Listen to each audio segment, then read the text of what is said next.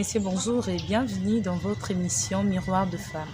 Miroir de femmes, une émission socio-culturelle qui vise la promotion de la femme. Aujourd'hui, nous recevons pour vous Madame Larissa Diakanoa. Avec elle, nous allons parler de l'harcèlement sexuel de la jeune fille en milieu universitaire. Bonjour Madame.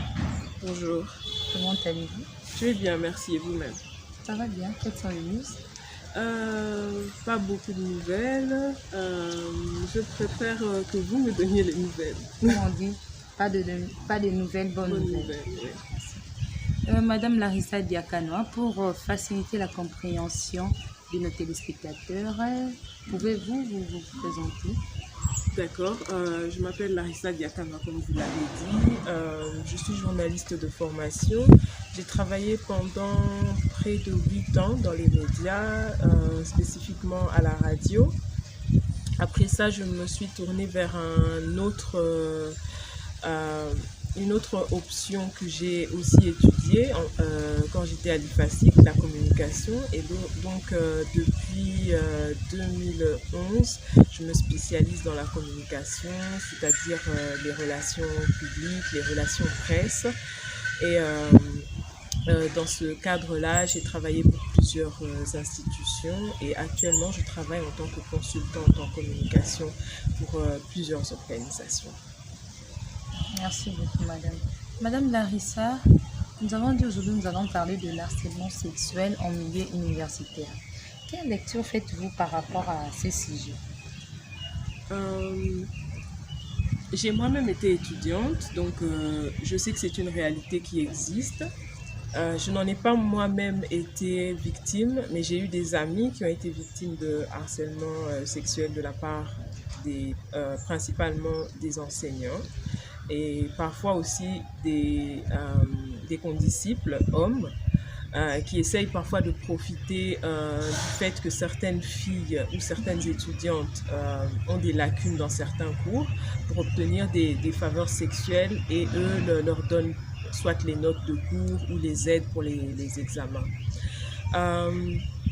Donc c'est une question qui existe, c'est une question sérieuse qu'il faut absolument régler.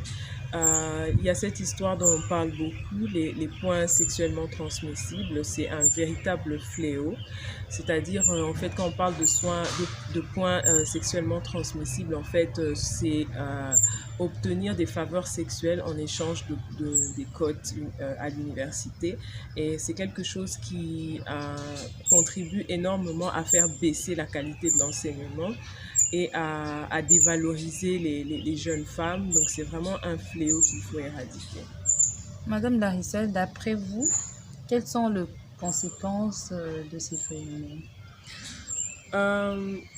En termes de conséquences, comme je disais tout à l'heure, il y a d'abord, ça dévalorise énormément les jeunes femmes qui perdent confiance en elles parce qu'elles pensent que même quand elles iront dans le monde professionnel, elles pensent qu'il faut toujours donner des faveurs sexuelles pour obtenir quelque chose. Elles oublient qu'elles ont une valeur en soi. Et une autre des conséquences, comme j'ai dit aussi, c'est que ça diminue la qualité de l'enseignement. Ça baisse énormément la qualité de l'enseignement parce que les jeunes femmes ne font plus d'efforts pour étudier parce qu'elles se disent de toute façon je peux soit acheter, soit obtenir des points grâce à certaines faveurs et psychologiquement aussi je pense que ça a beaucoup d'influence sur les jeunes femmes elles-mêmes. Certaines elles en sortent avec des traumatismes. J'ai une amie personnellement qui a arrêté d'étudier à cause de ça, donc ça a des conséquences quand même sur le long terme sur la vie des gens. Qu'est-ce qui est à la base de cet harcèlement sexuel ou soit, allais-je dire, ou soit, quelles sont les causes de ces phénomènes-là? Qu'est-ce qui est à la base que ça? C'est l'environnement, c'est quoi? C'est très difficile de trouver les causes de ce phénomène, mais je dirais, moi je pointerais du doigt du côté des hommes qui sont ceux qui sollicitent en fait les faveurs des femmes. Je pense que c'est un manque de confiance en eux. Parce que quelqu'un qui a confiance en lui-même, il n'a pas besoin de harceler quelqu'un pour obtenir ses faveurs. Je pense que c'est ça, un manque de confiance en soi. Et aussi, je sais pas, peut-être un certain laisser-aller qu'il y a dans notre société qui fait que euh, les hommes se comportent d'une certaine façon face aux femmes ou pensent certaines choses qui ne sont pas forcément vraies des femmes. Parce que par exemple, l'université où j'ai étudié, l'IFACI, qu'on a tendance à la cataloguer comme une université de filles faciles, ce qui n'est pas forcément vrai. Et donc, il y a plein de choses, je dirais, qui sont à la base de ce genre de comportement. C'est toute une image de la société en fait qu'il faut revoir et toute une éducation qu'il faut refaire. D'après vous, quelle doit être la contribution de l'État par rapport à ces phénomènes d'harcèlement sexuel? C'est quelque chose de très compliqué. Ça, c'est une question très compliquée parce que à force en fait d'être harcelées, les jeunes filles, les jeunes femmes commencent à trouver ça normal.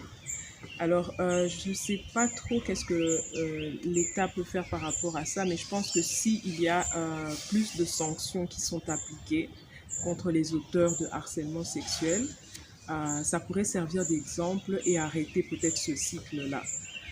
Parce que en général, ce qui cause des crimes ou ce genre de problèmes à répétition, c'est le fait qu'il n'y ait pas de sanctions. Les personnes ne sont pas sanctionnées, donc elles pensent qu'elles peuvent continuer. Mais s'il y a certaines personnes qui sont sanctionnées, après un certain temps, ça pourrait s'arrêter. Et donc, étant donné que ces personnes, le personnel académique, le personnel enseignant dépend souvent de l'enseignement supérieur et universitaire, il peut prendre des sanctions, instaurer un régime de sanctions pour mettre fin à ça. Madame Larissa Diafanois, en tant que femme, quelles sont les difficultés rencontrées dans votre parcours professionnel? Là, je vais revenir peut-être à l'époque où j'étais journaliste, parce que actuellement, dans mon travail en tant que personne en charge de la communication, je n'ai pas tellement de difficultés, je vais dire, parce que j'arrive à me faire accepter. Je ne mets pas en avant le fait que je suis une femme, donc je mets en avant mes capacités d'abord. Et j'arrive à me faire accepter partout et j'arrive à faire mon travail sans trop de difficultés. Mais je pense que ça, c'est un problème pour beaucoup de jeunes femmes qui sont journalistes aujourd'hui.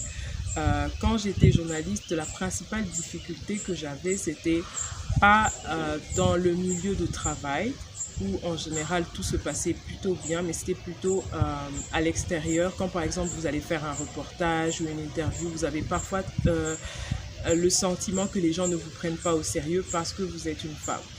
Vous pouvez aller faire une interview par exemple chez un ministre, une autorité, et il a un certain laisser-aller, une certaine légèreté par rapport au fait que vous êtes une femme.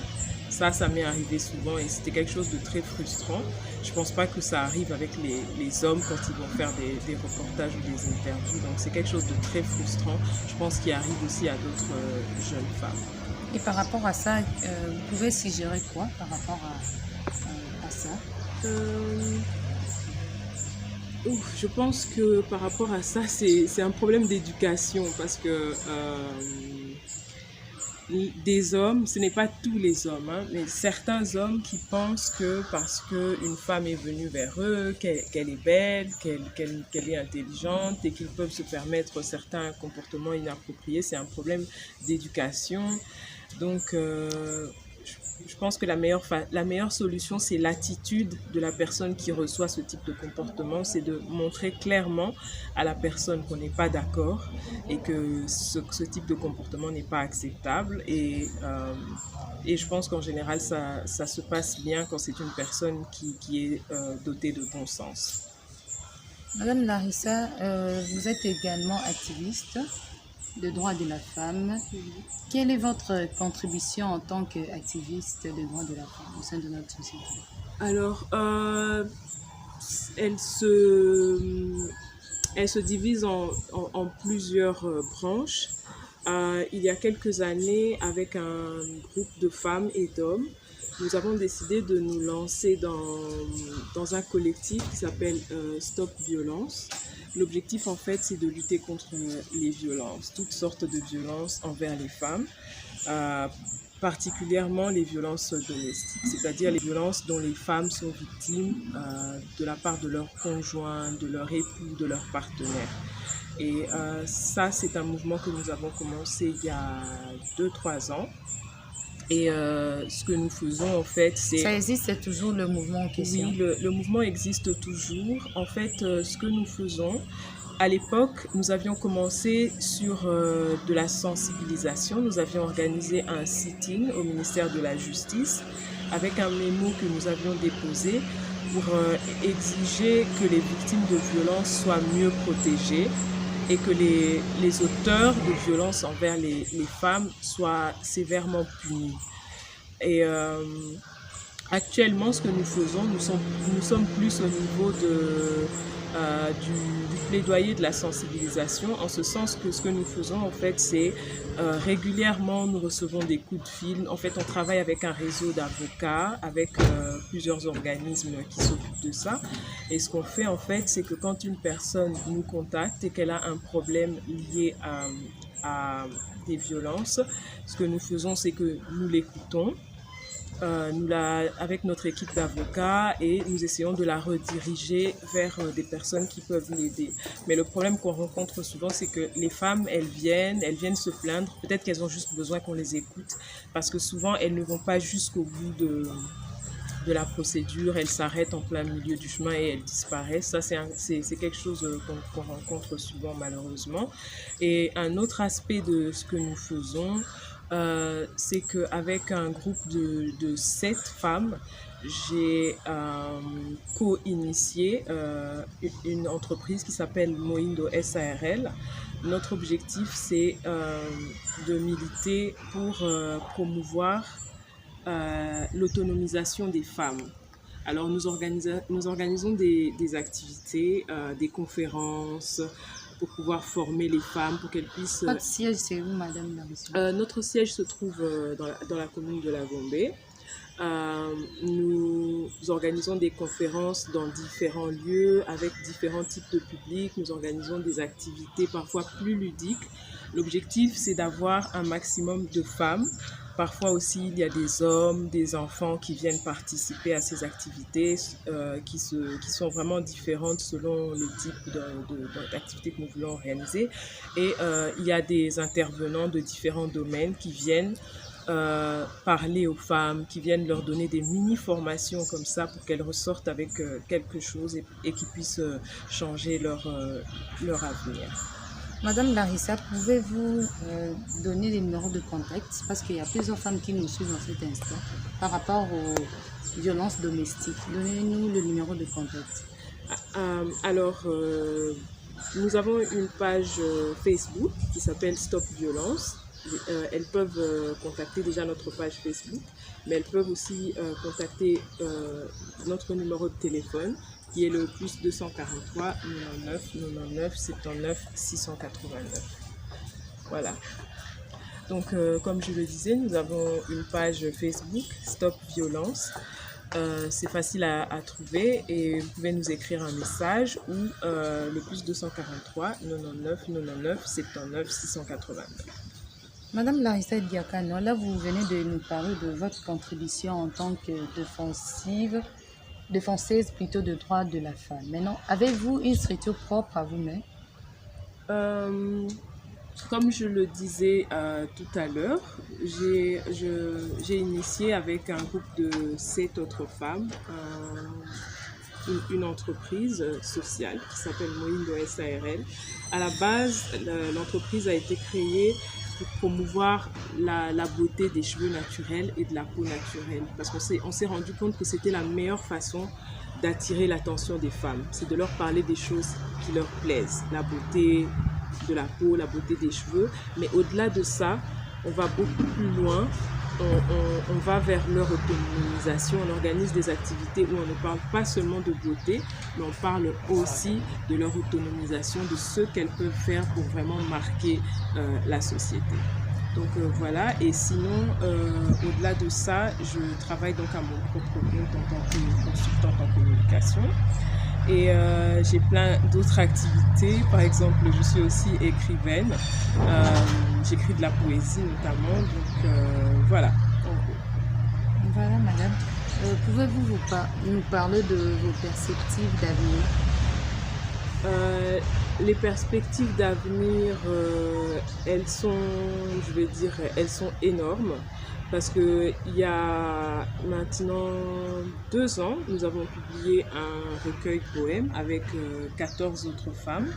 Et c'était ma première expérience littéraire, mais j'écris depuis des années, mais c'était ma toute première publication.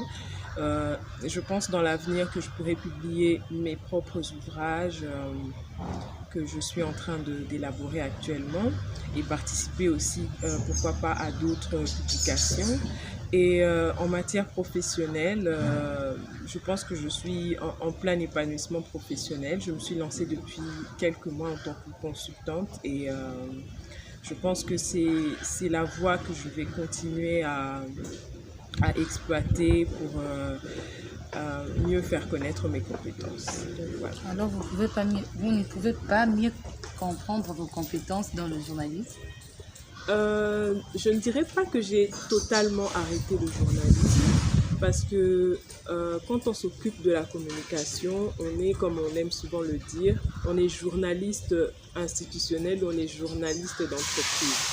Tout ce que font les journalistes pour un média, un chargé de communication le fait d'une certaine manière pour l'entreprise ou l'institution pour laquelle il travaille. Donc, je n'ai pas fermé la porte au journalisme parce que je continue d'être en contact régulier avec mes confrères et je continue à faire cela, mais de l'autre côté, comme on dit. Et aussi, je continue d'écrire, j'écris énormément. J'ai d'ailleurs un blog que je tiens et où j'écris sur différents sujets, où je m'exprime énormément. Ça s'appelle moinamolokai.alobi.cd.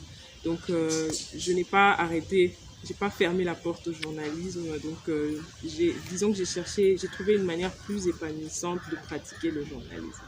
D'accord. Madame Larissa, quel message pouvez-vous adresser à toutes les femmes qui nous suivent? Alors, j'ai beaucoup de messages à passer aux femmes parce que je m'intéresse énormément à mes sœurs, à mes consoeurs, aux autres femmes et aux jeunes filles. J'ai énormément de messages à passer. Moi, je pense que l'avenir de ce pays appartient aux femmes. Donc, le jour où on prendra conscience de ça, on va se mettre à travailler ensemble. Moi, c'est ce que je fais au quotidien. Je travaille avec d'autres femmes pour aider à rendre notre société meilleure. Donc, le premier message que je pourrais passer, ce serait de travailler ensemble. Travailler ensemble, ça nous rend plus forts. Ensuite, ce serait de ne pas avoir peur de développer nos capacités, se former, étudier, ne pas avoir peur de poser des questions aux autres, ne pas avoir peur d'aller loin dans la vie. Parce que souvent, les femmes, à un moment, elles se disent « ouais, il vaut mieux peut-être que je me marie plutôt que je continue à étudier ou que je travaille ». Ne pas avoir peur de continuer à développer ses capacités. Ne pas avoir peur d'embrasser une carrière professionnelle qu'on pense être destinée pour les hommes. Donc, ne pas se fixer de limites. C'est ainsi qu'en fait, qu'on va reconstruire notre société. Voilà, je pense que je vais m'arrêter là. D'accord. C'en est fini avec votre émission Miroir de femmes d'aujourd'hui. Un grand merci à toute l'équipe technique, Madame Dorcas Paipai. Big salutations à toute la famille Mazita, particulièrement à Gloria Mazita en direct de France. Pour suivre l'intégralité de cette émission, veuillez vous abonner massivement sur notre chaîne My Destiny. Pour plus de contacts, pour vos conseils et suggestions, veuillez nous appeler au +243 89 366 77 96. Bye bye. On se retrouve très prochainement pour un nouveau numéro. Bye.